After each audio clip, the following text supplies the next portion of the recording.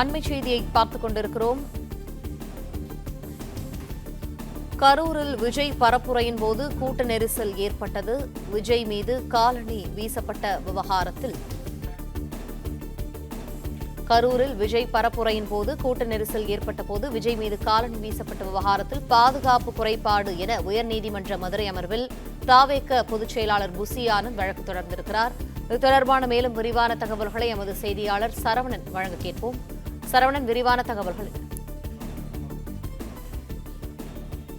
தாவேக பிரச்சார கூட்டத்துல கூட்ட நெரிசல் ஏற்பட்டு 41 பேர் உயிரிழந்த இந்த விவகாரம் தொடர்பாக இதுவரை கரூர் போலீசார் 2 பேரை கைது செய்திருக்கிறார்கள். தொடர்ந்து அந்த கட்சியினுடைய பொதுச் செயலாளர் மற்றும் இணை செயலாளரான நிர்மல்குமார், பொதுச் செயலாளர் புசி ஆனந்த் இருவருமே தேடி வருவதாகவும் போலீசார் தெரிவித்திருக்கிறார்கள்.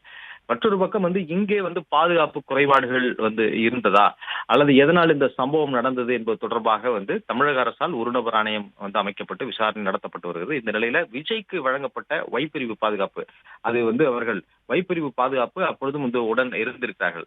அவருக்கு வழங்கப்பட்ட அந்த பாதுகாப்புல எதுவும் குறைபாடு இருக்கிறதா என்பது தொடர்பாக மத்திய உள்துறை அமைச்சகம் அந்த அதிகாரிகளிடம் வைப்பிரிவு பாதுகாப்பு வழங்கிய அந்த அதிகாரிகளிடம் விளக்கம் கேட்டிருப்பதாக தகவல் வெளியாகி இருக்கிறது.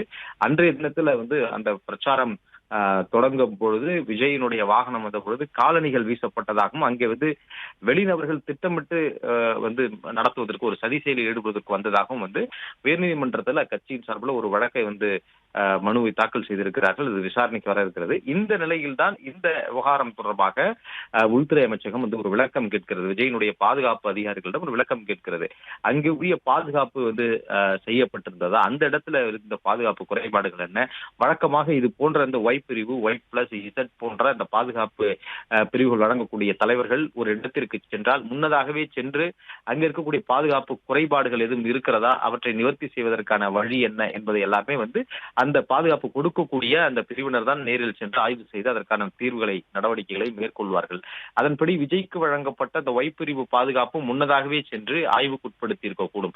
அவர்கள் அதில் இருந்த குறைகளை ஏதும் அதில் பாதுகாப்பு குறைபாடுகள் இருக்கிறது, இதற்கு முன்னதாக நடந்த பிரச்சார கூட்டங்களில் எல்லாம் இவ்வளவு மக்கள் எண்ணிக்கையில் வந்திருக்கிறார்கள், எனவே இந்த இடத்திற்கும் இவ்வாறு வந்தால் இந்த இடத்துல நெரிசல் ஏற்படும் என்பதை முன்கூட்டியே அவர்கள் அனுமானித்தார்களா, கணித்தார்களா, அது குறித்த ஏதும் அந்த தகவல்கள் சம்பந்தப்பட்ட காவல்துறையினருக்கு அவர்கள் மூலமாக சென்றடைந்ததா, இதையெல்லாம் அவர்கள் கவனித்தார்களா என்பது தொடர்பாகவும் கேட்கப்படுகிறது. அந்த இடத்துல இது போன்று காலணிகள் வீசப்பட்டதாக குற்றம் சாட்டப்படும் நிலையில் அந்த இடத்தில் பாதுகாப்பு குறைபாடு இருந்ததா, அதை அந்த அதிகாரிகள் கவனித்தார்களா, எங்கிருந்து இது வீசப்பட்டது என்பது குறித்தெல்லாம் அதிகாரிகள் கவனித்தார்களா என்பது தொடர்பாக இந்த விளக்கம் இருக்கும். அது முழுமையான ஒரு அறிக்கையாக இந்த வைப்பிரிவு பாதுகாப்பு அதிகாரிகள் யாரெல்லாம் அப்பொழுது ஒரு பணியில் இருந்தார்களோ அவர்கள் ஆலோசித்து அவர்களுடைய உயர் அதிகாரிகளுக்கு இந்த ஒரு அறிக்கையாக அவர்கள் கொடுக்க வேண்டும். அதற்கு பிறகுதான் இது மத்திய உள்துறை அமைச்சகத்திற்கு சென்றடையும். அவ்வாறு பாதுகாப்பு குறைபாடு இருக்கக்கூடிய பட்சத்துல இந்த பாதுகாப்பை மேலும் வலுப்படுத்துவதற்கான வாய்ப்புகள்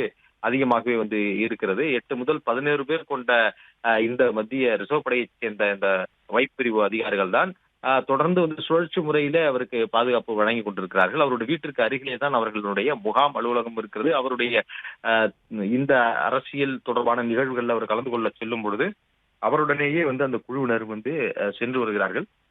இந்த நிலையில்தான் இதற்கு முன்பு நடந்த பிரச்சார கூட்டங்கள் மற்றும் மாநாடு இவற்றில் செய்யப்பட்டிருந்த ஏற்பாடுகள் மற்றும் பாதுகாப்பு நடவடிக்கைகள் இதில் என்ன வித்தியாசம் இருந்தது, கரூரில் இப்படி ஒரு நிகழ்வு நடப்பதற்கு என்ன பாதுகாப்பு குறைபாடுகள் இருந்தது, நேரில் பார்க்கும் பொழுது அங்கு அனைத்து அம்சங்களும் அந்த பாதுகாப்பு தொடர்புடைய அம்சங்கள், கட்டமைப்புகள் இவற்றை எல்லாம் முறையாக இருந்ததா, இந்த விளக்கம் எல்லாமே முழுமையாக கேட்பார்கள். இது விரைவில் அந்த வைப்பிரிவு அதிகாரிகளால் மத்திய உள்துறை அமைச்சகத்திற்கு ஒரு அறிக்கையாக கொடுக்கப்பட இருக்கிறது.